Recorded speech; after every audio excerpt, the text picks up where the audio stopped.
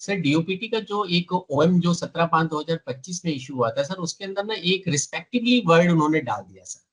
Respectively एक सबसे बड़ा कंफ्यूजिंग वर्ड है सर, जिसके अंदर ABCD कैटेगरीज में उन्होंने सेग्रीगेट किया कि पहले ए वाले को दिया जाएगा, फिर बी वाली कैटेगरी को दिया जाएगा, फिर सी वाली कैटेगरी को दिया जाएगा।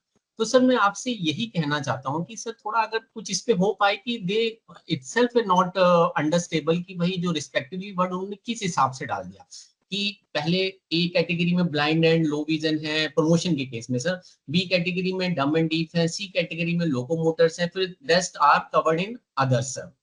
तो sir can we just request them, I have request so many time but they are not that giving response to मी।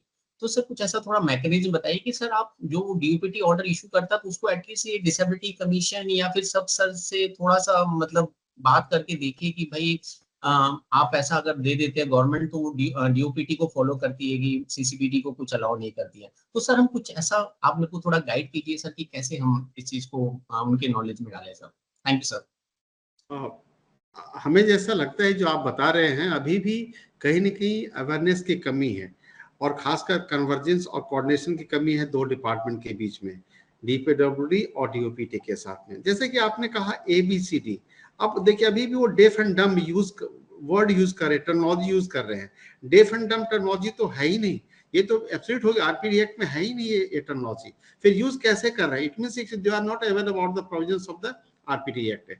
ये कहीं ना कहीं कमी है, ये गैप है सर। इस गैप को दूर करने के लिए आपस में डिपार्टमेंट को, डीपीडब्ल्यूडी को, सीसीपीडी को, खासकर सीसीपीडी को लिखना होगा डीओपीटी को सर। ये कहीं ना कहीं हो सकता है रिस्पेक्टली वर्ड जो यूज किया गया है वो इसका मीनिंग क्या है, क्या रिफ्लेक्ट करता है, किस पर्पज से दिया गया है, वो वो एक्सप्लेनेशन सीसीपीडी को ही दे सकते हैं। और ये होगा अगर आपस में बैठकर वो इस चीज को देखे तभी हो सकता है। तो हमें लगता है जो अभी भी डीओपीटी को कहीं ना कहीं अपने वो जो उनकी जो स्टैंडर्ड जो प्रोविजंस हैं, जो एसओपी है उसको फॉलो करते हैं, लेकिन अभी हो सकता हो ये पीओडी एक्ट 1995 की प्रोविजंस को फॉलो कर रहे हो। आरपीडी एक्ट 2016 में डेफ एंड डम टर्मिनोलॉजी तो है ही नहीं। आई डोंट थिंक मतलब कि deaf and hard of hearing का डम वर्ड तो ये टर्मिनोलॉजी यूज ही नहीं किए जा रहे हैं, ये तो कब से डिस्कार्डेड हो चुके हैं। एब्सोल्यूट है sir, it is unethical to use such kind of word. तो आप हमें कहेंगे आप अपनी ग्रीवेंसेस को अगर आप सीसीपीडी को लिखें, और एक बात और मैं कहा, जब भी आप चिट्ठी लिखे कॉपी आप सेक्रेटरी डीपीडब्ल्यूडी को अवश्य मार्क करें, क्योंकि he is the administrative head of the department, so he can also help you sir. He should be also kept in line so that actually so that he can help you sir. Thank you sir. वो secretary DOPT को लिखने के लिए आपने बोला है सर, DOPT secretary?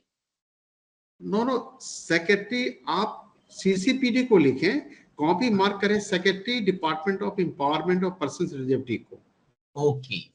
Okay उनको ये अपनी ग्रीवेंसेस लिखें। अभी भी ये डेफ एंड डब्यूज कर रहे हैं, ये जो हमारे ग्रीवेंसेस हैं, kindly intervene in this matter. और आप फिर कॉपी आप मार्क करें उनको, आप इधर या तो डीओपीटी को लिखें और कॉपी मार्क करें सीसीपीडी को और सेक्रेटरी डीपीडब्ल्यूडी को।